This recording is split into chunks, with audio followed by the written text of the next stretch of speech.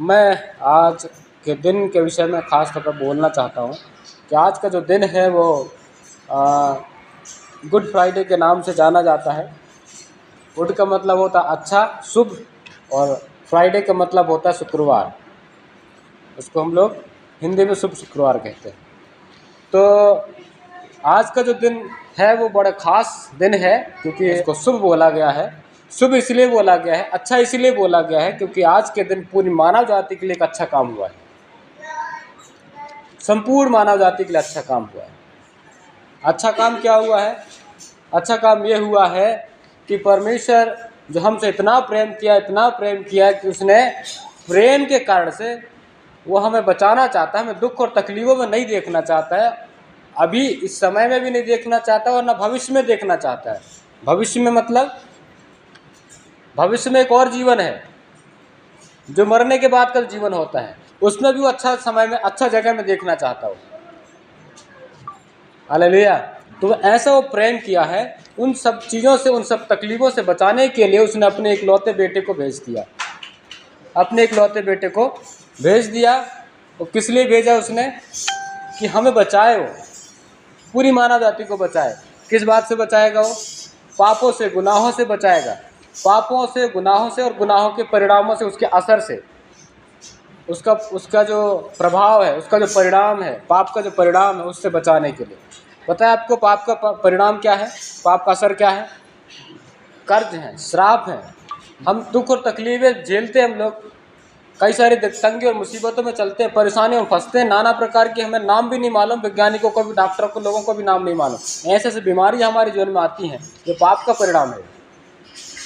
वो बीमारी नहीं है, बड़ी बीमारी नहीं है। उन बीमारी का बड़ी बीमारी, उनसे भी बड़ा बीमारी पाप होता है। वो पाप के वजह से ये सारी चीज़ें आ रही हैं।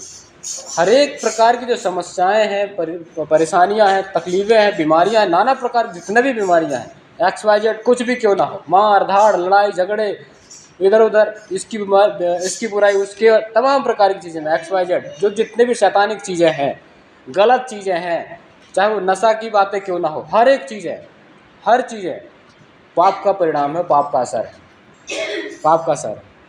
तो पूरी मानव जाति यीशु मसीह के आने से पहले इसी प्रकार के सभी चीज़ों में फंसे पड़े थे। आज भी हैं लोग, लेकिन दुनिया की कोई ताकत उनको उन सारी परिस्थितियों से नहीं बचा सकता है।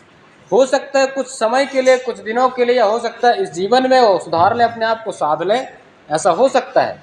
लेकिन आने वाला जो जीवन होगा, जो मरने के बाद जो जीवन मिलता है, उसमें संभव नहीं है संभालना अपने आप को। तो परमेश्वर इस जीवन में भी हमें सुरक्षा देता है और आने वाला जो भविष्य है हमारा, उसमें भी हमें सुरक्षा देता है। प्रभु यीशु मसीह को इसीलिए परमेश्वर ने भेजा कि हमें इस जीवन में भी सुरक्षा दे और आने वाला जो भविष्य उसमें भी सुरक्षा हमें दे, सुरक्षित रहे। हालेलुया। बोले प्रभु यीशु मसीह की, बोले प्रभु यीशु मसीह की। हमारे पापों को, गुनाहों को क्षमा करने के लिए, माफ़ करने के लिए, मिटाने के लिए, धोने के लिए, ख़त्म करने के लिए। इसीलिए तो आज हम लोग यीशु मसीह को स्वीकार करते हैं, तो हम थोड़ा ठीक ठाक कंडीशन में रहते हैं। हम नशा से दूर रहते हैं, हर एक प्रकार की बुराइयों से दूर रहते हैं हम लोग, लड़ाई झगड़े इन सब चीज़ों से दूर रहते हैं, गलत संगतियों से दूर रहते हैं। ये प्रभु यीशु मसीह के लोगों की ये चरित्र है। और केवल मसीह लोगों की चरित्र नहीं, केवल ये मसीह की चरित्र है। मसीह का जीवन, मसीह का स्वभाव है जो हमारे जीवन में दिखाई देती है। हालेलुया। बोले प्रभु यीशु मसीह की। इसीलिए कि आज के दिन पूरी मानव जाति के लिए बहुत ही बड़ा और अहम, बहुत ही महत्वपूर्ण काम किया गया। मरते दम तक यीशु मसीह ने लोगों का भलाई किया। उसको क्रूस में चढ़ा दिए। क्रूस में चढ़ाने के बाद भी क्रूस में चढ़ाने वालों को कहता है कि हे प्रभु, हे पिता, इन्हें माफ़ कर, क्योंकि ये लोग नहीं जानते कि ये लोग क्या कर रहे हैं। हालेलुया। बोले प्रभु यीशु मसीह की, बोले प्रभु यीशु मसीह की। क्रॉस में लटका है, इस प्रकार से लटका हुआ है, पूरी शरीर लहूलुहान हो गई हो, क्रूस में लटकने के बाद में क्रूस भी जो लकड़ी है, लकड़ी का क्रॉस बनाया गया था ऐसा करके, वो भी पूरा लहूलुहान हो गया, लथपथ हो गया खून से। इतना उसको प्रताड़ित किया, इतना उसको प्रताड़ित किया, इसके बाद भी प्रताड़ित करने वालों को यीशु मसीह कहता है पिता इन्हें क्षमा कर दे, इन्हें माफ़ कर दे। ये लोग नहीं जानते कि लोग क्या कर रहे हैं। अगर इनको मालूम होता है कि मैं कौन हूँ और मैं किस लिए आया हूँ तो शायद ये काम नहीं किए होते लोग। माफ़ कर दे। प्रभु यीशु मसीह ने हमारे सारे गुनाहों को माफ़ कर दिया है। भूतकाल के पाप क्यों ना हो, वर्तमान के पाप क्यों ना हो, और बाई चांस बाय मिस्टेक गलती से अनजाने में भविष्य में जो हमारे द्वारा होने वाले पाप हैं, प्रभु यीशु मसीह उन सब को भी माफ़ कर दिया है। क्योंकि उन सभी पापों के लिए परमेश्वर यीशु मसीह जो है हमारे लिए मारा गया, क्रूस में लटका है, बलिदान हुआ है। हमारी जिम्मेदारी क्या बनती है? हमारी क्या जिम्मेदारी बनती है? हमारी जिम्मेदारी ये बनती है कि हम मनुष्य हैं, कई बार जानते हुए में, कई बार अनजाने में पाप करते हैं कई बार। तो हमारी क्या जिम्मेदारी है? प्रभु यीशु मसीह ने हमें माफ़ कर दिया है, लेकिन हमारी रिस्पॉन्सिबिलिटी, हमारी जिम्मेदारी बनती है, वो जिम्मेदारी ये बनती है कि हमें राजा दाऊद के समान अपने आप को पापी हूँ, मैंने पाप किया है, ऐसा स्वीकार करना पड़ेगा। भजन संहिता 51 अध्याय में यही चीज़ देखने के लिए मिलता है, हमें यही चीज़ देखने के लिए मिलता है। वो अपने आप को सिद्ध नहीं करता है कि मैं गलत हूँ ही नहीं, मैं,